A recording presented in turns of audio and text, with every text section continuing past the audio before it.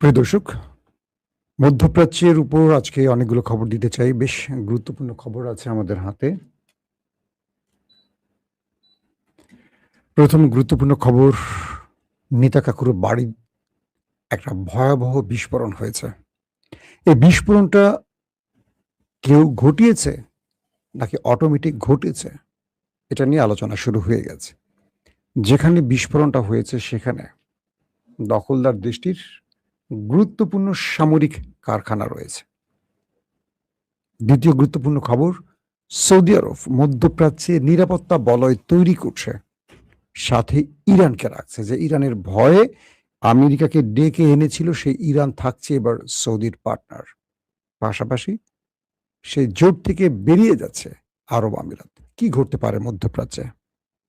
৩ নম্বর গুরুত্বপূর্ণ খবর, পাকিস্তান এবার মুসলিম বিশ্বের ঐক্যে একটা কঠিন ভূমিকা পালন করছে। বাংলাদেশ কোন পথে হাঁটতে পারে?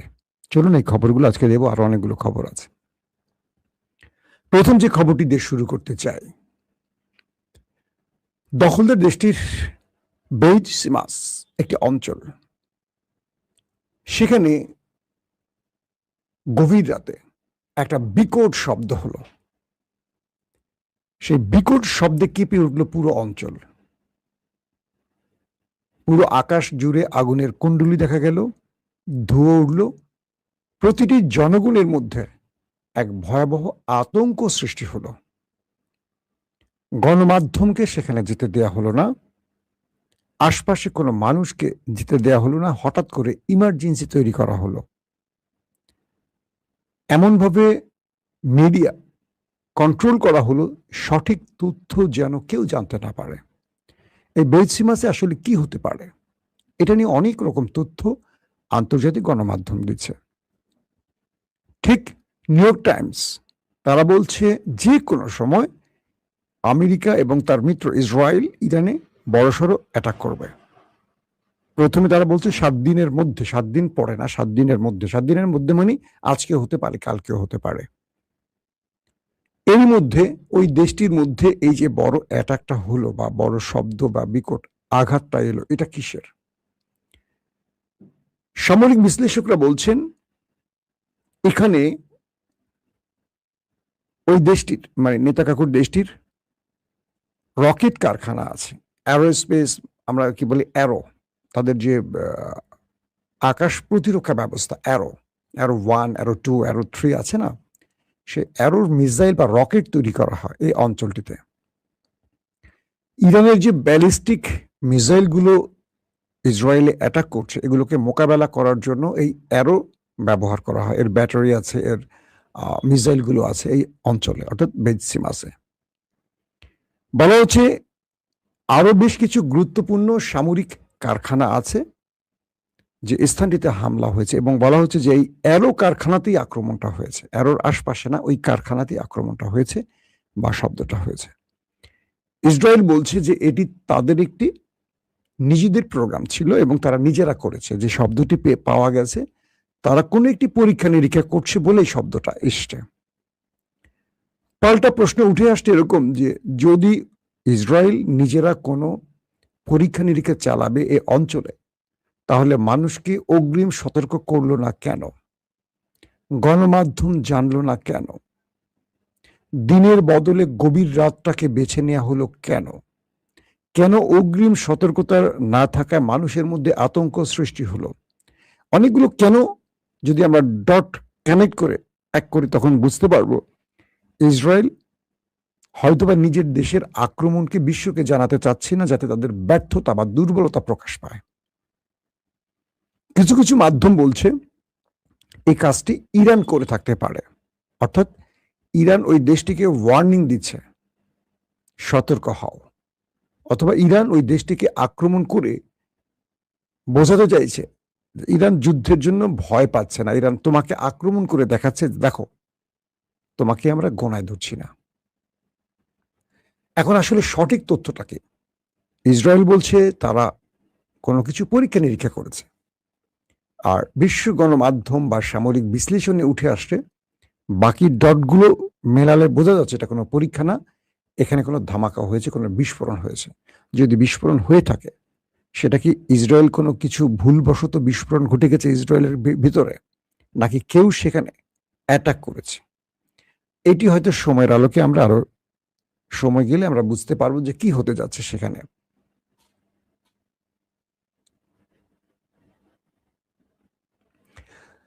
এখন দ্বিতীয় যে বিষয়টি তৈরি হয়েছে সেটি হলো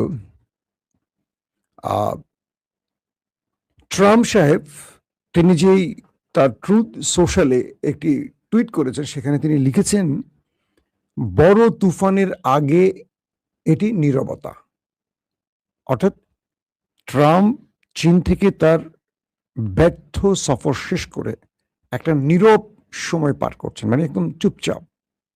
বড় ঝড়ের আগে যখন আকাশ থমকে যায়, পৃথিবী একটু নিস্তব্ধ হয়, এটিকে মিন করে ট্রাম্প বলছেন সামনে বড় তুফান আসছে, আর সে বড় তুফান আসার আগের এটি একটি নীরবতা।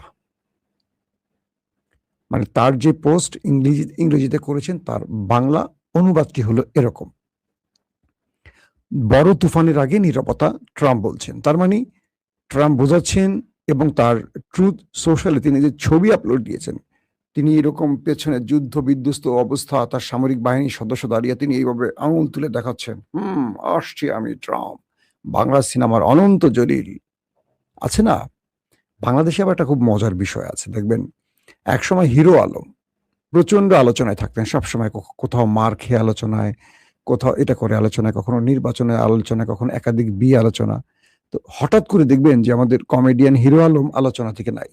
এখন আলোচনায় আসছে কি জানেন? আমতারেক, নুরু, রাশেদ। খেয়াল করবেন, কিছু কমেডিয়ান চরিত্র থাকে বাংলাদেশে, আরো দু একজন আছে, তাদের নাম না বলি। তো যখন হিরো আলম আউট, কিভাবে আউট? আমতালেকদের জন্য বা এরকম কিছু ব্লাব ব্লাব ক্যারেক্টার তৈরি হয়েছে। এদেরকে আপনি যে জিজ্ঞাসা করবেন এদের উদ্দেশ্য কি, এদের উদ্দেশ্য একটাই যে আমরা আসলে ভাইরাল হব, আলোচনায় থাকবো। এই আলোচনার মাধ্যমে কেউ যদি আমাদের ডাকাডাকি করে কিছু পয়সা পাতি পাবো, এছাড়া কিছু না। এরা ইজ্জত সম্মানের কোনো ভয় করে না, শুধু আলোচনায় থাকতে চায়। আলোচনায় থাকার জন্য প্রয়োজনে নিজের ঘরের বউকে বাইর করে উন্মুক্ত করে দেবে, কিন্তু আলোচনায় থাকতেই হবে। এই যে বিতর্কগুলো হয়, ধরো নুরু মায়ের খাইতে খাইতে নেতা, এখন প্রতিমন্ত্রী উপমন্ত্রী যে কোনো একটা কিছু হোক, আত্মসম্মান কি নুরুর আছে? কেউ নিজেকে প্রশ্ন, আমি নুরুকে পার্সোনালি পছন্দ করি, আমার সাথে ভালো রিলেশন, ব্যক্তিগত রিলেশন ভালো। কদিন আগেও তার ওয়াইফকে গুলশানের, আর একসাথে তার বাচ্চা ছিল, ওয়াইফ ছিল, চা খেয়েছি একসাথে আমরা। কিন্তু প্রশ্ন লাগে যে ঢাকা ভার্সিটি একটা মেধাবী ছেলে, কখন কোনটা বলছে, কি করছে, কোনটাকে আলোচনা রাখছে, জুলাইকে কখন টানছে, কখন অবজ্ঞা করছে। এই যে ক্যারেক্টারগুলো, মানুষ এই ক্যারেক্টারগুলোকে শোনে কিন্তু বিশ্বাস করে না। রাজনীতিতে এই ক্যারেক্টারগুলো হারিয়ে যায়। হিরো আলম যেমন হারিয়ে গেছে, এখন নাই, এখন নতুন আলম আসে, আমতারেকরা। এরা কিন্তু কোনো ক্যারেক্টার সমৃদ্ধ ব্যক্তি না। এদেরকে বিএনপি ওন করুক আর জামাত করুক, জ্বালাই করুক, তারা পচে যাবে। পচা জিনিসকে ওন করতে হয় না। পচা জিনিস গন্ধ ছড়ায়, মানে দুর্গন্ধ ছড়ায়, সুবাস ছড়ায় না। আসেন, এটা বিষয় না। চামে চামে একটু আপনাদের বাংলাদেশের খবর দিয়ে দিলাম আর কি, বুঝছেন না? তো এখন যে বিষয়টি তৈরি হয়েছে, ট্রাম্পের এই বক্তব্যে বোঝা যাচ্ছে যে তিনি আসলে আলোচনায় থাকতে চান। তিনি আমাদের হিরো আলমের মতো কখনো এইভাবে ছবি দিচ্ছেন, কখনো বন্দুক হাতে নিয়ে ছবি, কখনো এইভাবে ছবি, কখনো এইভাবে ছবি, মানে ফিল্মের পোস্টারের মতো ডোনাল্ড ট্রাম্প নিজেকে বিশ্বের কাছে প্রকাশ করেন। আবার তার দেশের পাসপোর্টে তার ছবি ঢুকানো হয়েছে, $100 মানে $100 ছবিতে তার ছবি দেওয়া হয়েছে। এই যে পাগলামিগুলো মার্কিন যুক্তরাষ্ট্র দেখছে আর হাসছে, যে আমরা এমন এক প্রেসিডেন্ট পেয়েছি যে বিনোদন দিতে দিতে আমাদের ক্লান্ত করে ফেলছে। তো বলা হচ্ছে যে ইরান এ যাবৎ তার দেশকে যুদ্ধের পর যে পরিমাণ নিরাপত্তা বলয় আটকে রেখেছে, যেমন মার্কিন যতগুলো ড্রোন ঢুকেছিল গোপনে, প্রত্যেকটাকে ভূপাতিত করেছে ইরান। 2টো F-35 ঢুকেছে, একটিকে নাই করে দিয়েছে, একটিকে জরুরি অবতরণ করতে বাধ্য করেছে। একটি রিফুয়েলিং ট্যাঙ্কার ঢুকেছে, ওইটাকে খতম করে দিয়েছে। এরপর রাডার সিস্টেম অফ করে দিয়ে, নেভিগেশন অফ করে দিয়ে হরমুজে ঢোকার চেষ্টা করেছে, পাল্টা অ্যাটাক করে সেই জাহাজগুলোকে ধোলাই দিয়ে আগুন ধরিয়ে দিয়েছে, তারা দ্রুত পালিয়ে গেছে। এই যে কাজগুলো একটার পর একটা হয়েছে, ট্রাম্প তারপরে বলছে বড় তুফান আসছে। বড় তুফানটা কি ট্রাম্প?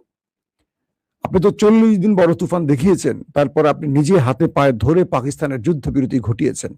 তো এই পোস্টার সমৃদ্ধ কথাবার্তা দিয়ে ট্রাম্প আলোচনায় থাকতে চান। তো এই ট্রাম্পকে আমরা হিরো আলম পর্যায়ে দেখতে পাচ্ছি। আসেন, ইরান বলছে যে আমরা শত্রুর প্রত্যেকটি পদক্ষেপ অনুসরণ করছি, ফলো করছি, দেখছি, এবং সেই আলোকে আমাদের ব্যবস্থাগুলো নেওয়া হচ্ছে। আমরা অগ্রিম কিছু বলবো না। শত্রু আক্রমণ করলে তাকে সর্বোচ্চ প্রতিঘাত করার জন্য আমাদের সবকিছু প্রস্তুত আছে, এবং শত্রু জানে না তাদেরকে এবার আমরা কি পাল্টা জবাব দেব। শত্রু আমাদের যা কিছু জানে সেটুকু তো জানে, এমন আরো অনেক কিছু আছে যেগুলো শত্রু জানেই না। সে অজানা বিষয়গুলো এবার শত্রুর বুকে কাঁপন ধরিয়ে দেবে। মানে ইরান এমন কোনো মিসাইল এবার তারা ব্যবহার করবে, এমন কিছু প্রযুক্তি তারা ব্যবহার করবে যেটা আমেরিকা, ইসরায়েল তাদের কল্পনার বাইরে। কে বলছে? এটা ইরান বলছে। আমরাও দেখতে চাই ইরান কথায় বড় হবে না কাজে বড় হবে। ইরান ইতিমধ্যে আমরা বিগত সময় দেখেছি কাজে অনেক কিছু দেখিয়েছে। আগে কথা একটু বেশি বলতো, এখন দেখি কাজটা বেশি করে। মানে মুস্তফা খামেনির যুগে ইরান বড় কিছু করে দেখিয়েছে এবং আমাদের বিশ্বাস অর্জন করেছে, এটা নিয়ে দ্বিমত নেই। মধ্যপ্রাচ্যের সমীকরণ ধীরে ধীরে পাল্টে যাচ্ছে। আরব আমিরাত, ইসরায়েল ভারতকে নিয়ে যে বলয় তৈরি করছে, তাদেরকে নিয়ে ইরান বিরোধী যে ঐক্য তৈরি করছে, তার এগেইনস্টে সৌদি আরব একটা নতুন বলয় তৈরি করছে। অর্থাৎ সৌদি চাচ্ছে একটা টিকসই সমাধান এবং মধ্যপ্রাচ্যের নিরাপত্তা বলয় তৈরি করতে। যে মধ্যপ্রাচ্য ইরানের ভয়ে আমেরিকাকে এনে নিরাপত্তা বলয় তৈরি করেছিল, সে মধ্যপ্রাচ্যের আরবরা বুঝতে পেরেছে ইরানের বিরুদ্ধে আমেরিকা তাদের নিরাপত্তা দিতে যথেষ্ট নয়, বরং ইরানকে শত্রু না বানিয়ে রেখে ইরানকে এখন তাদের বন্ধু বানিয়ে এর সমাধান খোঁজা। খুব গুরুত্বপূর্ণ পয়েন্ট এটি।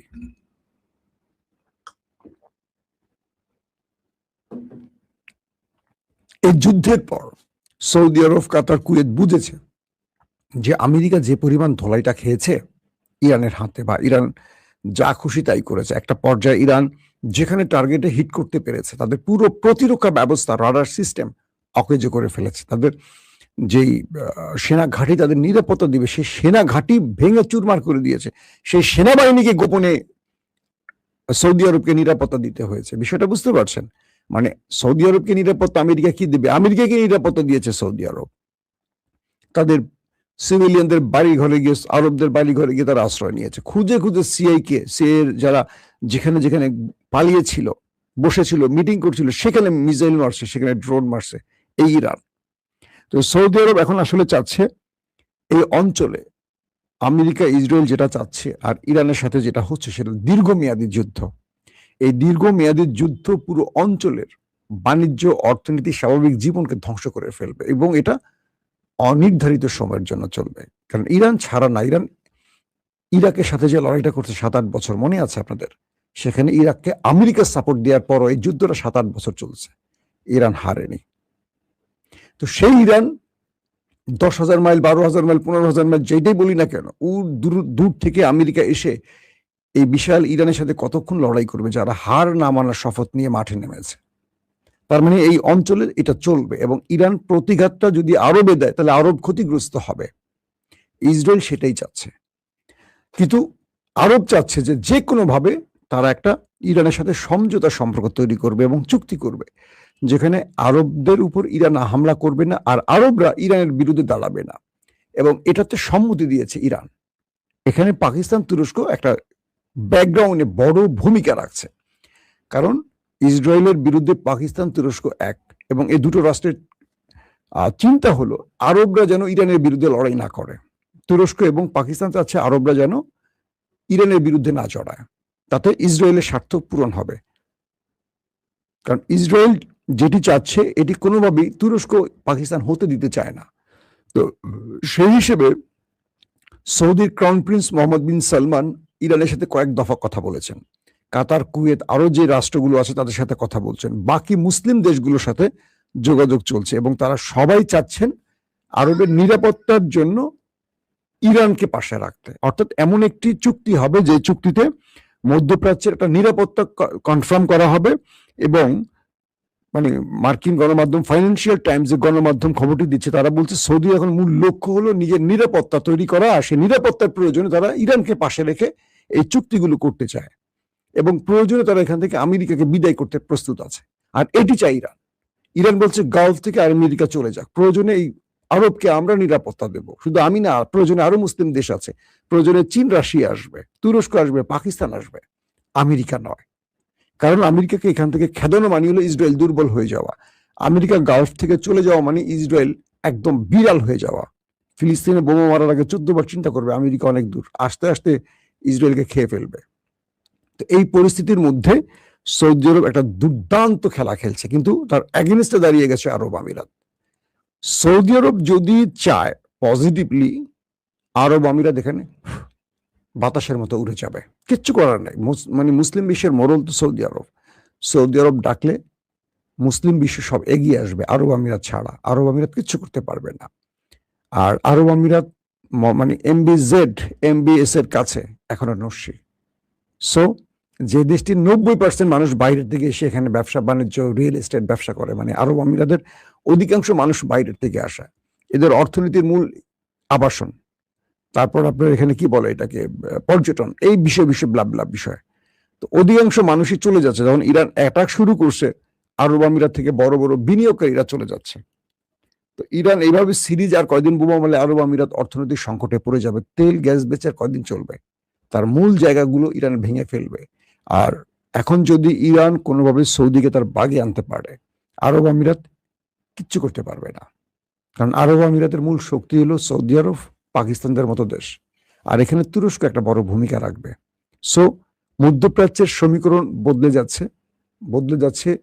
ইরানের উপর মধ্যপ্রাচ্যের মানে যে আক্রোশ, সেটার ধারণাও এখানে মার্কিন যুক্তরাষ্ট্র নতুন করে একটা বিপদের আশঙ্কা করছে। সো এই যুদ্ধটা যে শুরু হচ্ছে শীঘ্রই, সেই যুদ্ধে মধ্যপ্রাচ্য কোন ভূমিকা থাকবে সেটি হয়তো আমরা আগামী সময়গুলোতে বুঝতে পারবো। দর্শক, আজ রাতে আমরা ইনশাআল্লাহ আপনাদেরকে সেই ট্রাম্পের তুফানের খবর দেওয়ার চেষ্টা করব। প্রত্যেকে ভালো থাকবেন। আল্লাহ হাফেজ।